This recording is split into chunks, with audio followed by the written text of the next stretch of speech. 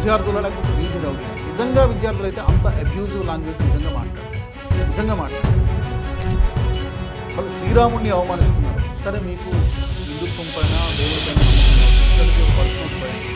తప్పుపట్టాల్సిన on camera మాట్లాడుతూ శ్రీరాముడి గురించి, రామమందిరం గురించి, ఇండియన్ ఆర్మీ గురించి అలాంటి అబ్యూజివ్ లాంగ్వేజ్ భాష ఎలా మాట్లాడగలుగుతుంది? నేను ఒక ఉదాహరణకి ఒక 2-3 చిన్న వీడియో క్లిప్స్ నేను వినిపిస్తాను, చూడండి. అక్కడ మనం చూస్తున్నటువంటి దృశ్యాలు కానీ, కొంతమంది అక్కడికి వచ్చినటువంటి వ్యక్తుల నోటి నుంచి వస్తున్నటువంటి భాష కానీ చూస్తే, లాంగ్వేజ్ చూస్తే చాలా జుగుప్స కలుగుతాం. ముందు నుంచి చెప్తూనే ఉన్నాం, దేశం మొత్తం కూడా కోడై కోస్తోంది. ఈ నీట్ ఎగ్జామ్ పేపర్ లీకేజ్ అంశం అనేది పూర్తిగా ఒక పొలిటికల్ వార్లాగా తయారైపోయింది. ఇది ఈ యొక్క ఉద్యమాన్ని ఆసరాగా చేసుకొని దీన్ని హైజాక్ చేసి ఎవరి పబ్బం వాళ్ళు గడుపుకుంటూ ఉన్నారు చాలా స్పష్టంగా మనకు అర్థమవుతోంది. అక్కడ మనం చూస్తున్నటువంటి దృశ్యాలు కానీ, కొంతమంది అక్కడికి వచ్చినటువంటి వ్యక్తుల నోటి నుంచి వస్తున్నటువంటి భాష కానీ చూస్తే, లాంగ్వేజ్ చూస్తే చాలా జుగుప్స కలుగుతోంది, అసహ్యం కలుగుతోంది. నేను ఒక ఉదాహరణకి ఒక 2-3 చిన్న వీడియో క్లిప్స్ నేను వినిపిస్తాను, మీకు చూడండి. ఇండియన్ ఆర్మీ గురించి వాళ్ళు ఏం మాట్లాడుతున్నారో ఒకసారి చూడండి. ఇండియన్ ఆర్మీ గురించి బూతులు తిడుతూ మాట్లాడుతున్నారు. బీజేపీని బూతులు తిడుతున్నారు. సరే, బీజేపీ అంటే కొంతమందికి ద్వేషం ఉండొచ్చు, నచ్చకపోవచ్చు. కానీ అయిష్టాన్ని ప్రదర్శించేటువంటి పద్ధతి కూడా ఉంటుంది. బీజేపీని తిడుతున్నారు, ఇండియన్ ఆర్మీని తిడుతున్నారు, ఢిల్లీ పోలీసులను తిడుతున్నారు, ఇష్టం వచ్చినట్టు మాట్లాడుతున్నారు. 2-3 వీడియో క్లిప్స్. ముందు ఒక అబ్బాయి ఏమన్నాడో ఒకసారి చూడండి. నేను ఆ మాట నా నోటితో నేను ఉచ్చరించలేను. FUCK అనేటువంటి పదం మాట్లాడుతూ అందరినీ తిడుతున్నాడు, ఇష్టం వచ్చినట్టు తిడుతున్నాడు. बीजेपी इंडियन आर्मी में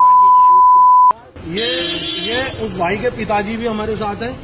पिताजी ये भी हमारे भोगल में ही रहते हैं, ये भी हमारे अपने ही हैं, ये भी हमारे अपने ही हैं, हमारे साथ खड़े हैं। ये भी उसकी तरफ से बोल दिया, इन्होंने उससे माफी मंगवा दी है।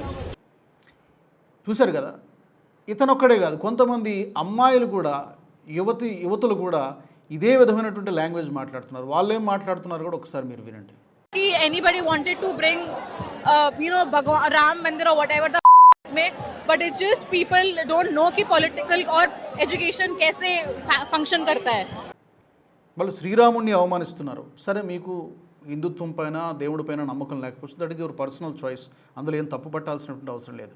బట్ ఆన్ కెమెరా మాట్లాడుతూ శ్రీరాముడి గురించి, రామమందిరం గురించి, ఇండియన్ ఆర్మీ గురించి అలాంటి అబ్యూజివ్ లాంగ్వేజ్ భాష ఎలా మాట్లాడగలుగుతున్నారు?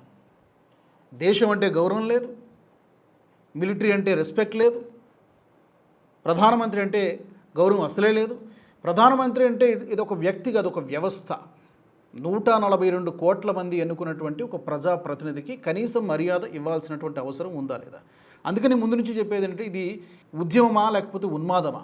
వీళ్ళు విద్యార్థులా లేకపోతే వీధి రౌడీలా? నిజంగా విద్యార్థులు అయితే అంత అబ్యూజివ్ లాంగ్వేజ్ నిజంగా మాట్లాడరు. ఇక్కడ ఒక సందర్భాన్ని గుర్తు చేసుకోవాలి. కొద్ది రోజుల కిందట ఈ రావణ్ విషయంలో జరిగినటువంటి ఒక రచ్చ దాదాపుగా 10 రోజుల పాటు నడిచింది. ఎప్పుడైతే ఈ ఇష్యూ వచ్చిందో, CJP ఈ బొద్దింకల పార్టీ ఇష్యూ వచ్చిందో, అది కాస్త సబ్సైడ్ అయింది.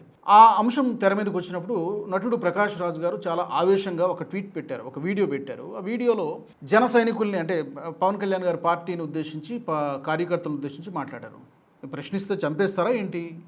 ఎలా బిహేవ్ చేస్తున్నారు? Behave your self. దేశం మొత్తం చూస్తోంది. కాబట్టి ఆయన ఎగ్జాక్ట్గా నేను ఒక 10 సెకండ్లు 15 సెకండ్లు ఆయన ఏం మాట్లాడారో కూడా వినిపిస్తాను. అప్పుడు ఏం మాట్లాడారో ఒకసారి మీరు వినండి. ఏంటో జన సైనికులు బాగా రెచ్చిపోతున్నారు. జన సైనికుల గుండలా ప్రశ్నించాడని పోలీసులను పంపించి అరెస్ట్ చేసి తీసుకొచ్చారు. బెయిల్ మీద బెయిల్ ఇస్తుంది కోర్టు, అరెస్టుల మీద అరెస్ట్ చేస్తున్నారు మీరు. ఈ కొత్త నాటకం ఏంటి? ఈ బెదిరింపులేంటి? ఈ జన సైనికులు ప్రశ్నించే వాళ్ళని చంపేస్తారా ఏంటి? Behave your self. దేశం చూస్తోంది. This is not done. Okay, so విన్నారు కదా, ప్రకాష్ రాజ్ గారు అప్పుడు అంత ఆవేశంగా ప్రశ్నించారు.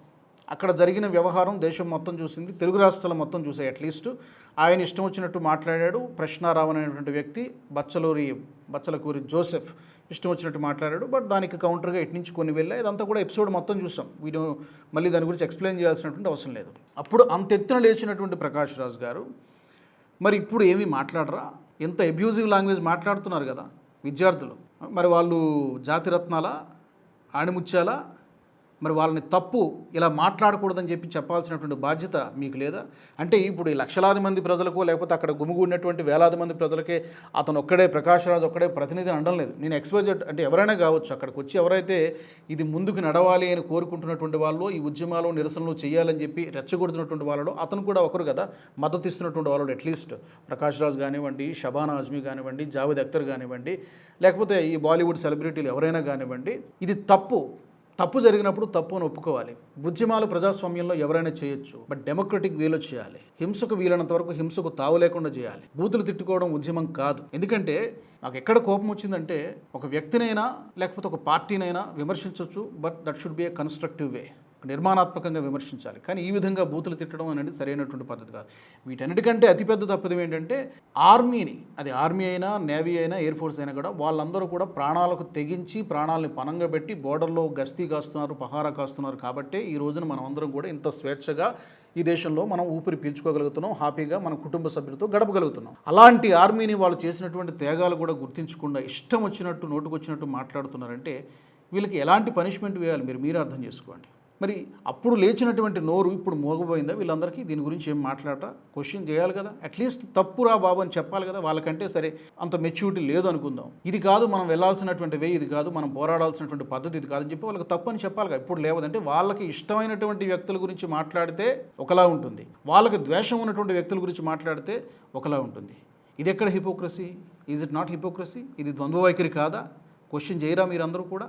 డెఫినెట్గా క్వశ్చన్ చేయాలి కదా, అది ఎవరైనా కానివ్వండి. సో ద్వేషాన్ని వెదజల్లుతున్నారు, హేట్రెడ్ని వెదజల్లుతున్నారు.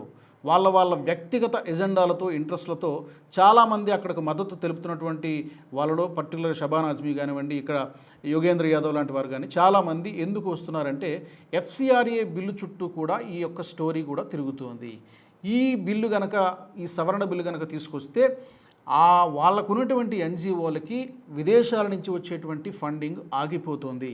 సో ఇదివరకు గతంలో చేసినట్టు విలాసాలకు పోవడానికి వీల్లేదు, వాళ్ళకు వచ్చేటువంటి డబ్బులన్నీ కూడా ఆగిపోతాయి. కాబట్టి వాళ్ళ పర్సనల్ ఎజెండాల కోసం, NGOలను కాపాడుకోవడం కోసము వాళ్ళు వీళ్ళకేదో ఈ బొద్దింకల పార్టీలకు మద్దతు ఇస్తున్నట్టుగా యాక్ట్ వస్తున్నారు. ఒక అరగంట గంట ఉంటున్నారు, వీఆర్ విత్ యూ అని చెప్పేటువంటి ప్రయత్నం చేస్తున్నారు. కానీ అక్కడ గ్రౌండ్లో నిజంగా ఏం జరుగుతోంది, ఇది ఎక్కడికి పోతోంది అనేది, ఈ ఉన్మాదం దిశగా వెళ్తోంది అనేటువంటి విషయం వీళ్ళెవరికి కూడా అర్థం కావట్లేదు. మరి ఇలా చేయడం కరెక్టా?